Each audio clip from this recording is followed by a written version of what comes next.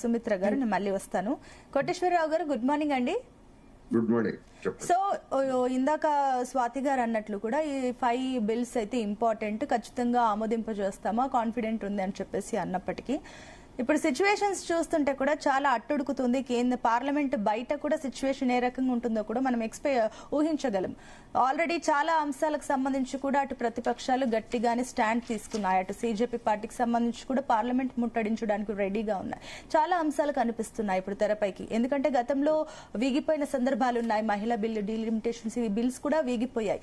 ఈసారి వాటిని కూడా తీసుకొస్తున్నారు. సో ఈసారి ఎంత కీలకంగా కాబోతున్నాయి ఈ 5 బిల్స్ అండ్ ఈ పెండింగ్ లో ఉన్న 2 బిల్స్ కూడా పాస్ అవుతాయని అనుకుంటున్నారా? మీ పాయింట్ ఆఫ్ వ్యూ ఏంటి?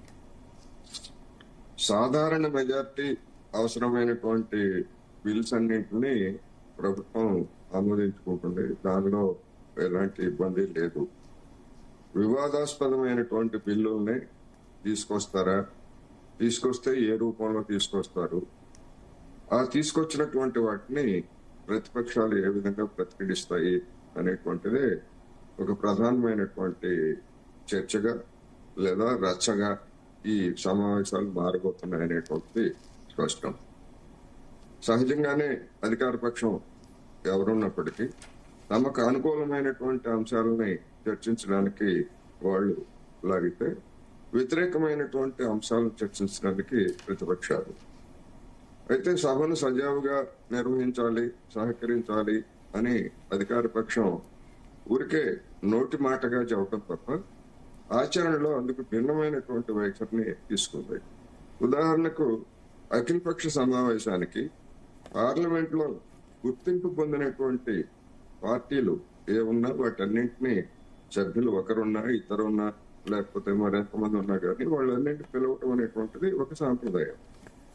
కానీ తృణమూల్ కాంగ్రెస్ నుంచి విడిపోయినటువంటి 20 మంది వాళ్ళు ఒక దుకాణం తెరిచి మా పార్టీ ఇది national citizens party of India అని పెట్టి తర్వాత వాళ్ళ యొక్క సభ్యత్వాలు అనేటువంటివి ఇంకా పెండింగ్ లో ఉన్నాయి. ఓం బిర్లా గారి దగ్గర పెండింగ్ లో ఉన్నాయి. వాళ్ళు అర్హుల, అనర్హుల, లేకపోతే వాళ్ళ మీద చట్టపరమైనటువంటి చర్యలు తీసుకోవాలా లేదా అనేటువంటి అనర్హంగా ఉన్నాయి. వాళ్లను పిలవనంత మాత్రాన అఖిలపక్ష సమావేశంలో జరిగేటువంటి నష్టం ఏమీ లేదు. అయినప్పటికీ కేంద్ర ప్రభుత్వము ఎందుకని వాళ్ళని పిలవటం ద్వారా, అంటే గుర్తింపు లేనటువంటి పక్షాన్ని పిలవటం ద్వారా ఒక వివాదాన్ని ముందే ప్రతిపక్షాలను రెచ్చగొట్టేందుకు, తద్వారా జనం దృష్టిని మళ్లించేందుకు కేంద్ర ప్రభుత్వ పెద్దలు, ముఖ్యంగా అధికారంలో ఉన్నటువంటి బీజేపీ ప్రయత్నిస్తుంది అనేది ఇవాళ మీడియాలో వచ్చినటువంటి వార్తలను చూస్తే ఎవరికైనా అనిపిస్తుంది. ఏం కొంపలు మునిగిపోతాయి? వాళ్ళని పిలవకుండా సమావేశం జరిపితే లేదా ఎజెండాను నిర్ణయిస్తే కొంపలేవి మునగం. కానీ ఎందుకు పిలిచారు అనేటువంటిది ఇక్కడ సమస్య. ఎందుకు పిలిచారు అంటే ముందుగానే కయ్యానికి కాలు దూవుతున్నట్టుగా కనిపిస్తా ఉంది. అయితే మరి వివాదాస్పదమైనటువంటి బిల్లుల్ని ఏ రూపంలో తీసుకొస్తారు అని చూసుకున్నప్పుడు మనం చూసాం, గతంలో డీలిమిటేషన్ ని, మహిళా రిజర్వేషన్ రెండింటినీ పెట్టారు. మహిళా రిజర్వేషన్ బిల్లులు, మహిళా రిజర్వేషన్ సంబంధించి ఆల్రెడీ ఆమోదం పొందింది. ఆమోదం పొందినటువంటి దానికి నోటిఫికేషన్ ఇవ్వకుండా లేదా గెజెట్ ప్రకటనలు అటువంటివి చేయకుండా మళ్ళా దాన్ని డీలిమిటేషన్ ని కలిపి తీసుకురావడం వివాదాస్పదమైంది. అందుకని డీలిమిటేషన్ ని వ్యతిరేకిస్తారు కనుక అది వ్యతిరేకంగా ఉండకుండా ఉండాలంటే మహిళల పేరుతోటి నాటకం ఆడాలనేటువంటిది ఒక దుష్టాలోచన. తెలివితేటలు అని అనుకోవచ్చు అమిత్ షా గారు లేదా మోడీ గారు, కానీ అది తెలివితేటలు కాదు, అతి తెలివితేటలు అనేది నా అభిప్రాయం. ఇప్పుడు కూడా మళ్ళా దాన్ని ఏ రూపంలో తీసుకొస్తారట. పోయినసారి హాజరైనటువంటి, అంటే ఒక రాజ్యాంగ సవరణ ఆమోదం పొందాలంటే హాజరైనటువంటి సభ్యుల్లో 3/2 మెజార్టీ రావాలి. ఆ విధంగా చూసుకున్నప్పుడు పోయినసారి 528 మంది సభ్యులు హాజరైతే దానికి 293 మాత్రమే వచ్చాయి. ఒక 54 సీట్లు, 54 ఓట్లు తగ్గాయి. అందుకని అది వీగిపోయింది. మరి ఆ తర్వాత ఆ 54 ఓట్లు పోనీ ఈ విధంగా ఫిరాయింపుల ద్వారా టీఎంసీ నుంచో లేకపోతే శివసేన నుంచో చూసుకున్నారా అంటే ఆ 54 మంది సంకేతం మనకైతే కనపట్లేదు. మరి అయినా గాని ప్రభుత్వ పెద్దలు ఏమంటున్నారంటే, చూడండి మేము మ్యాజిక్ చేస్తాం ఓటింగ్ సమయానికి అని చెప్పేసి అంటున్నారు. ఏం మ్యాజిక్ చేస్తారు? ఇందులో మ్యాజిక్ ఏముంది?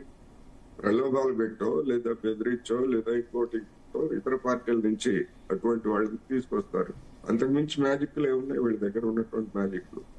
అటువంటిది చేస్తే బీజేపీ రాజకీయంగా అభాస్పాలు కావడంతో పాటు ఆ బీజేపీ వల్ల పడినటువంటి పార్టీలు కూడా రేపు ఎందుకని ఏప్రిల్లో మీరు ఎందుకు వ్యతిరేకంగా ఓటేశారు, ఇప్పుడు అనుకూలంగా ఎందుకు ఓటు వేస్తున్నారు అనేటువంటిది వాళ్ళు జనాలకి సంజాయిషి చెప్పుకోవాల్సి వస్తుంది. అందుకని ఒక విధంగా చెప్పాలంటే అలాంటి ఊగిసలాట్లో ఉన్నటువంటి పార్టీలకి బీజేపీకి కూడా ఇది మళ్ళా మరొక అగ్ని పరీక్షగానే మారేటువంటి అవకాశం ఉంది. అందుకని మరి ఏ విధంగా దీన్ని ముందుకు తీసుకొస్తారు ఏమిటి అనేటువంటిది మనం చూడాల్సి ఉంది. ఇక నీట్ ధర్మేంద్ర ప్రధాన్ గురించి ఇంత రచ్చ జరిగిన తర్వాత, ఇంత దేశంలో ఇంత చర్చ జరిగిన తర్వాత నరేంద్ర మోడీ గారు అసలు కనీసం దాని మీద ఏమంటారు నోరు విప్పారా? విప్పలేదు. రెండోది, రామాలయం అనేటువంటిది బీజేపీ ఎజెండా, సంఘ పరివార ఎజెండా. వారి ఎజెండా ప్రకారం నిర్మించినటువంటి రామాలయంలో పట్టపగలే కానుకలు లేదా విలువైనటువంటి ఆభరణాలు ఇటువంటివన్నీ కూడా చోరీ జరుగుతూ ఉంటే వాళ్ళు పట్టించుకోలేదు. పోనీ ఎవరక్కడ ఉన్నది ఎవరు? అందరూ ఆ రామాలయంలో ట్రస్ట్ బోర్డులో కావచ్చు, లేకపోతే ఉద్యోగులుగా కావచ్చు, అంతా రాముడి భక్తులు. ఆ రాముడి భక్తులతో పాటు ఆర్ఎస్ఎస్ భక్తులు, బీజేపీ భక్తులే కదా అక్కడ ఉన్నది. అయినా కానీ చోరీ అక్కడ జరిగింది. దాని గురించి కూడా కనీసం నరేంద్ర మోడీ గారు మాట్లాడారు. ఏమంటున్నారు కొంతమంది? నరేంద్ర మోడీ గారు మాట్లాడితే అది దర్యాప్తును ప్రభావితం చేస్తుంది కనుక ఆయన మౌనంగా ఉన్నారు తప్ప అనేటువంటిది చెప్తున్నారు. మరి నిజంగా దర్యాప్తును కావచ్చు లేదా ఎన్నికలను కావచ్చు ఇతరత్ర అంశాలను ప్రభావితం చేసే విధంగా మోడీ చర్యలు ఉంటే మరి దాన్ని అభ్యంతర పెడుతున్నటువంటి వాళ్ళు, మరి అదే నరేంద్ర మోడీ గారు గత ఎన్నికల్లో అదే రామాలయంలో సాష్టాంగ నమస్కారం చేసి ఓటర్లందరికీ ఏ విధమైనటువంటి సందేశం ఇచ్చారు?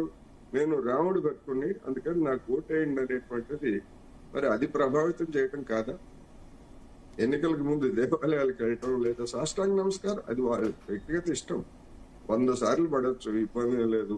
రోజు పడవచ్చు, అది ఇబ్బంది లేదు. కానీ దాన్ని ఫోటోలు ఇచ్చి మీడియాలో ప్రచారం చేయడం దాని యొక్క ఎవరిని ఓటర్లను ప్రభావితం చేయడానికి కదా.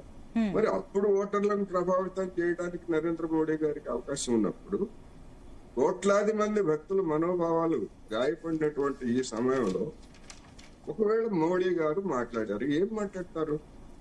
అనుకూలంగా మాట్లాడతారా, వ్యతిరేకంగా మాట్లాడతారా? దర్యాప్తు చేయాలి అని అన్నారనుకోండి, ఎట్లాగో దర్యాప్తు జరుగుతుంది, దాని మీద కొత్తగా జరిగేటువంటి ప్రభావితం అయితే ఉంటుంది.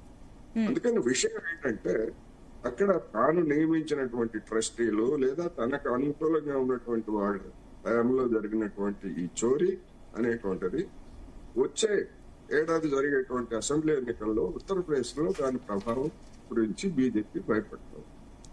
ఈ కారణాలతోటి మాట్లాడలేదు. ఇట్లా అనేక అంశాల మీద ఇప్పుడు ఉదాహరణకు E20 పెట్రోల్ గురించి ఇప్పటికే మధ్య తరగతిలో ఉన్నటువంటి అభిప్రాయం ఏంటంటే ఈ E20 పెట్రోల్ పేరుతోటి మన వాహనాలని కొల్లేరు చేయబోతున్నారు వీళ్ళు. మొత్తం యాంత్రికంగా నష్టంతో పాటు మైలేజ్ ఇవన్నీ కూడా నష్టం చేయబోతున్నారు అనేటువంటి ఒక అభిప్రాయం ఇప్పటికే వ్యాపించింది. అందుకని ఇలాంటి అనేకమైనటువంటి అంశాలన్నింటినీ ఉంటే వాటికి చెక్ పెట్టడానికి లేదా పక్కదారి పట్టించడానికి అఖిలపక్ష సమావేశం ఆదిలోనే హంసపాలన్నట్టు అఖిలపక్ష సమావేశంలోనే ఒక సంఘర్షణాత్మకమైనటువంటి వైఖరికి బీజేపీ తెరదీసింది. అందువల్ల ఈ సమావేశాలు ఖచ్చితంగా ఇదే విధమైనటువంటి ధోరణితో ఉండే అవకాశాలు ఉన్నాయనేది స్పష్టంగా కనిపిస్తుంది. ఓకే స్వాతి గారు, సో విన్నారు, ఫస్ట్ మీరైతే ఎంత కాన్ఫిడెంట్